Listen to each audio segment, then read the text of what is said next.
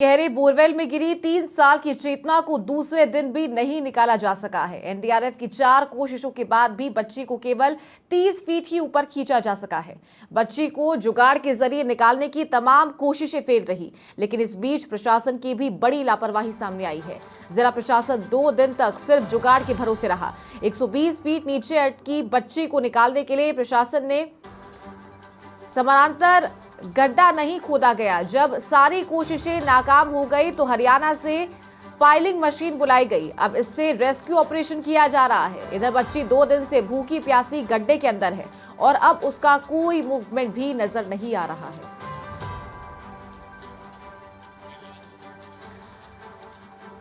और गिरिराज नायक हमारे सहयोगी लाइव हमारे साथ जुड़ गए हैं, उनसे पूरी स्थिति की जानकारी लेंगे। गिरिराज, आज दूसरा दिन है, 24 घंटे से ज्यादा बीत चुके हैं, बच्ची अभी भी बोरवेल में गिरी हुई है, कोई मूवमेंट नहीं है। फिलहाल क्या स्थिति है? रेस्क्यू ऑपरेशन कहां तक पहुंचा है?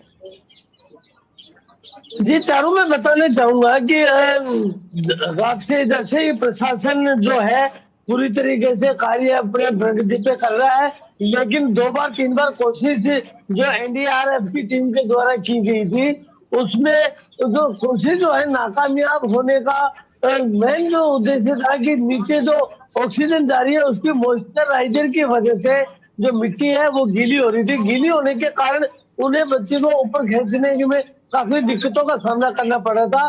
चारू, पहली बात तो ये है कि जो बोर है वो कच्ची बोर है और जैसे बच्चे को ऊपर चेतना को ऊपर लेके आने की कोशिश करते हैं तो मिट्टी निकलती है और मिट्टी चेतना पे जा गिरती है।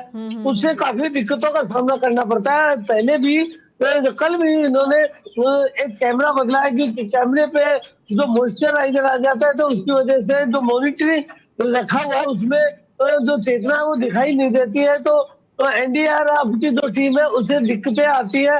और जब कल प्रशासन ने एकजुट होकर ये राय की कि जो पाइलिंग जो मशीन है उन्होंने तुरंत पाइलिंग मशीन के लिए बोला और पाइलिंग मशीन देर रात तक यहाँ पहुंच चुकी थी। उससे पहले प्रशासन ने, आप देख सकते हो कि पाइलिंग मशीन के लिए ये जो खड्डा बनाया जा रहा है, ये तैयार किया जा रहा है। इस खड्डे में जैसे जो है वो पाइलिंग जो मशीन है वो आएगी और इसमें से नीचे जो सुरंग बनाते हुए क्षेत्र के पास पहुंचा जाएगा। तो अभी जिस तरीके से हमें मालूम पड़ रहा है कि ये जो रेस्क्यू है ए और बी, अब जो ए और बी दोनों के साथ में इस रेस्क्यू को अंजाम दिया जाएगा और बहुत जल्द चेतना के पास पहुंच जाएंगे। क्योंकि ऐसा भी मालूम पड़ा है कि एनडीआरएफ की टीम जो लगातार उसको रेस्क्यू कर रही है, धीमी धीमी गति से उसे ऊपर लाने की कोशिश कर रही है। क्योंकि जो मिट्टी है बार बार जो गिरती है उससे भी परेशानी हो रही है और मॉइस्चराइजर की वजह से भी, लेकिन धीरे धीरे और चेतना जो ऊपर आ रही है। लेकिन अब जो एनडीआरएफ की जो टीम है उसको बड़ी सफलता मिली है कि जो बच्ची है चेतना, उसके कपड़ों में जो हुक जो डाला था नीचे, वो हुक भी कहीं ना कहीं फंस गया है और अब हुक के जरिए तो बहुत जल्द चेतना ऊपर जो है इस सकुशल निकाल ली जाएगी। क्योंकि अभी जो है ए और बी दोनों के ऊपर इस कार्य को अंजाम दिया जाएगा। और मेरे साथ में जो एनडीआरएफ के जो अधिकारी है वो लगातार 3 दिन से यहाँ पूर्ण जोर कोशिश कर रहे हैं। योगेश कुमार मीणा जी जो कि अपनी पूरी टीम को जो किस तरीके से मॉनिटरिंग कर रहे हैं, मैं दिखाना चाहूंगा कि वो उस टीम को पल पल में एक बिल्कुल आराम नहीं ले रहे हैं। वो लगातार इस रेस्क्यू में उनकी जो एडवाइजरी है वो लगातार की जा रही है। हम इनसे भी बात करना चाहेंगे। सर, हम इनसे भी बात करना चाहेंगे।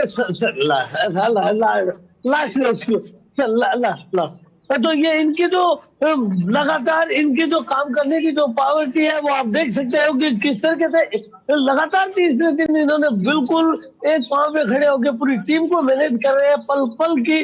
और जैसे इनको ये लगा कि भाई दोनों पे काम करना चाहिए, अब ए और बी दोनों पे काम किया जाएगा। सर, अब कहाँ तक किस मुकाम पे मुझे आपकी जो कार्य करने की जो है तो काफी तारीफ है, काबिल है, क्योंकि आप बरोबर आपको दिखा रहे हैं और काम को भी दिखा रहे हैं। अब आगे का क्या विषय है? पहले तो प्लान ए के तहत कोशिश की जा रही है। प्लान बी में टाइम लगता है, क्योंकि जो प्रशासन को फाइलिंग मशीन वगैरह मंगवाना अरेंज करना है, वो किसी बड़े ट्रोले पर अथवा के 15-20 की स्पीड से अलग इधर के गाने में नहीं, जहाँ से भी मंगवाई है। और बाकी जो है दोनों कार्रवाई चल रही है भाई, सेफली जो है बच्ची जितनी जल्दी निकल सके, जिस प्लान के तहत निकल सके, वही यहाँ पर हम सवारी यही कोशिश है। सर प्लान ए में कितनी कहाँ तक अपन पहुंच चुके हैं जो कि कामयाब हो गए, क्योंकि लगातार आपकी कोशिश जारी है और आपको काफी दिक्कतों का सामना करना पड़ा है कि क्योंकि ऑक्सीजन की वजह से नीचे मॉइस्चराइजर होता है, मिट्टी गीली हो रही है, कैमरे में आपने कल बदले, आपको दिक्कतों का जनता को इस चीज का खुलासा करिए कि जनता के दिमाग में एक अलग फील होती है कि काम नहीं किया जा रहा, जबकि हम लोग जो बरोबर देख रहे हैं काम बहुत जोर शोर से किया जा रहा है, तीसरे दिन हो गया है। उस चीज का बताइए कि जनता को कि किन परेशानियों को आपको सामना करना पड़ रहा है जी। यहाँ की जो बोरवेल है, 155 फीट के बाद जो है यहाँ पे जमीन में पत्थर आ जाता है, और पत्थर पे जाकर ये बच्ची उस पत्थर वाली जो जहाँ से स्टार्ट होता है जमीन के लेवल ऊपर 150 से 55 फीट तक यहाँ पे मिट्टी, और उसके नीचे यहाँ स्टोन। तो यहाँ की जो मिट्टी वाली केसिंग थी इन्होंने कल निकाल ली गई थी, इसलिए पूरी ड्यूज मिट्टी थी 150 फीट तक, 165 फीट उन्होंने केसिंग निकाल ली है। तो जैसे ही पत्थर की केसिंग स्टार्ट हुई, जिस जगह पत्थर की ड्रिलिंग स्टार्ट हुई, उस जगह पे जाके बच्ची जो है जोर से फंस गई थी, और सिर्फ उसका कैप नजर आ रहा था और बाकी मिट्टी में धंसी हुई थी। तो उसलिए उसको लॉक करना मुश्किल हो रहा था। इसके अलावा उसमें ना जेहो फंस रहा था, ना उसमें जो है एल काम कर रहा था। उसके बाद एक नया इंस्ट्रूमेंट आई इंस्ट्रूमेंट बना के जो है उसको बैक साइड से हल्का सा जगह बना के, और उसके बाद जो है उसमें जेहो फंसा के उसको हल्का सा ऊपर लाया गया, जिसके जहां मिट्टी के साथ ऊपर आया, तो उसी को जिस जगह जगह मिली उस जगह ही फिर हमने उसमें जो है एल इंसर्ट किया। लगभग 4 फीट ऊपर जाके थोड़ी जगह मिली थी, उसमें जाके एल इंसर्ट किया। उसके बाद जो है बोरिंग की साइड, जो बोरवेल की साइड, वो नीचे चौड़ी थी और ऊपर सकड़ी थी, तो वो उसने एक ऑप्टिकल का काम किया, और उससे उसको ऊपर खींचने में, जैसे ही ऊपर खींच रहे थे तो उसमें कैमरा भी फंस गया और बाकी सब चीजें फंस गई। कैमरे 3-4 बार बदल चुके हैं, क्योंकि बीच में नीचे माउंटर है, गीली मिट्टी है, और नई नई फ्रेश केसिंग है, हल्की हल्की जो है मिट्टी भी जो है नीचे गिरती है, और उस कैमरे में जाके जो है मिट्टी चिपक जाती है, और मिट्टी यहाँ की चिकनी मिट्टी है, उसको कैमरे को बाहर निकालना पड़ता है, दोबारा उसको साफ करना पड़ता है, पानी में डिप करना पड़ता है, उसके बाद दोबारा अंदर डालना पड़ता है। और फिर अभी जो सर्दी की वजह से भी बीच में जो है वेपर हो जाते हैं, वाटर वेपर की वजह से भी जो है कैमरा धुंधला हो जाता है, काम करना बंद कर देता है। तो इन सब चीजों की वजह से जो है सभी चीजों में टाइम लगता है। और बाकी डेप्थ जो है 100, इस बोरिंग की 700 फीट डेप्थ, और बच्ची 165 फीट तक जा सकती है। अभी जो फाइलिंग मशीन में भी जो टाइम लग रहा है उसका सिर्फ कारण यही है कि फाइलिंग मशीन की कैपेसिटी होती है वो मैक्सिमम 150 फीट होती है, तो यदि हमको 160 फीट तक जाना है तो उसके लिए आपको खुदाई करवानी पड़ेगी, जो खुदाई चल रही है। सर आपकी टीम ने अभी 3 बार 4 बार कोशिश की, बरोबर देख रहे थे सारी जो लाइन है उसे डालना, उसे खोलना निकालना, इतना समय लगता है। जनता को थोड़ा समझाए कि किस तरीके से ये टाइम लगा, आपने कितनी कोशिशें की। ये रॉड सिस्टम से हम उसमें नीचे जाते हैं। एक रॉड 10 फीट की होती है और एक रॉड में 4 kg वेट।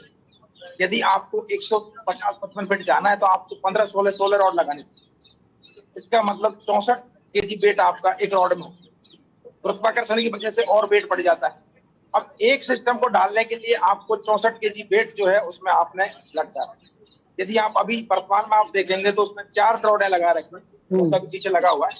तो हमने इसका चौगुना वेट, मतलब लगभग जो है 250 kg वेट जो है इसमें लटकाया हुआ। यदि आपको एक भी सिस्टम बाहर निकालना है या उलझ ये सब काम करना है, आपको सिर्फ 8 इंच के अंदर, 8-9 इंच के अंदर ये पूरा कंप्लीट काम करना है।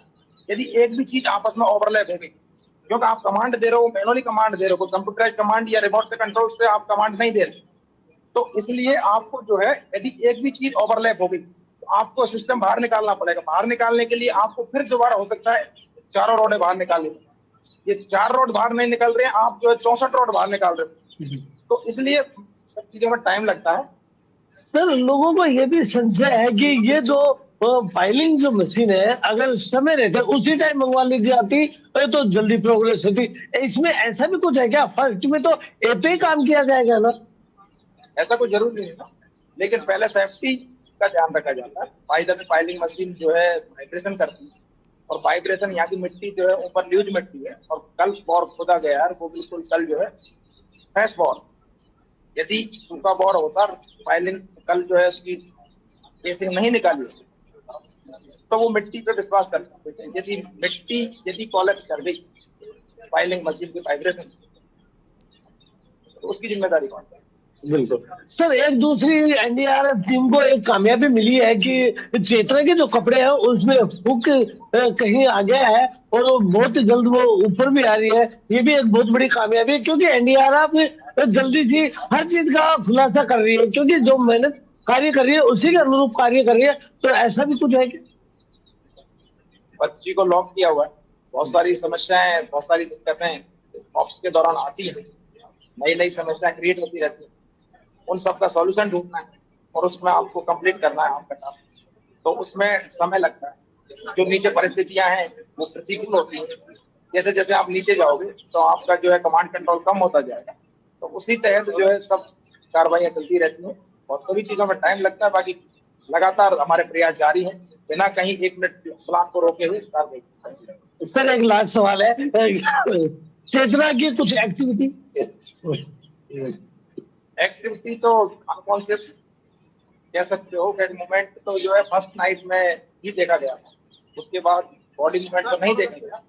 अब बाकी जो है डॉक्टर ही बता सकते हैं कि मतलब जो है क्या कोई ये थे योगेश कुमार मीणा, जिन्होंने पूरा रेस्क्यू का जो खुलासा था वो कर दिया है, पूरी एक एक बारीकी बता दी है और लोगों को जो सवाल थे उन सवालों का इन्होंने जवाब दे दिया है कि किस तरीके से रेस्क्यू किया जा रहा है। और लोगों के ये सवाल थे कि पाइलिंग मशीन जो सेम डे आ जाती तो उससे क्या फायदा था और क्या नुकसान था, क्योंकि वो उसका जो वाइब्रेट है वो काफी दिक्कतें करता है और इसी की वजह से पहले जो रेस्क्यू का जो कार्य किया जा रहा है वो पहले ए पे काम किया जा रहा है, ऑपरेशन ए, और अब ये जो कार्य है दोनों पे कार्य किया जाएगा, ऑपरेशन ए और बी, क्योंकि देसी जुगाड़ भी इसमें शामिल रहेगा और जो एनडीआरएफ की जो टीम लगातार ये कार्य करे, यानी ये कार्य करिए। आप देख सकते हो इन्होंने बताया कि एक राड में कितना वेट होता है और कितनी राड यहाँ इसमें नीचे उतारी गई है। बार बार जो कैमरा खराब होना, मॉइस्चराइजर होना और बार बार में छूटना, तो ये भी बहुत बड़ी परेशानियों का सामना करना पड़ रहा था।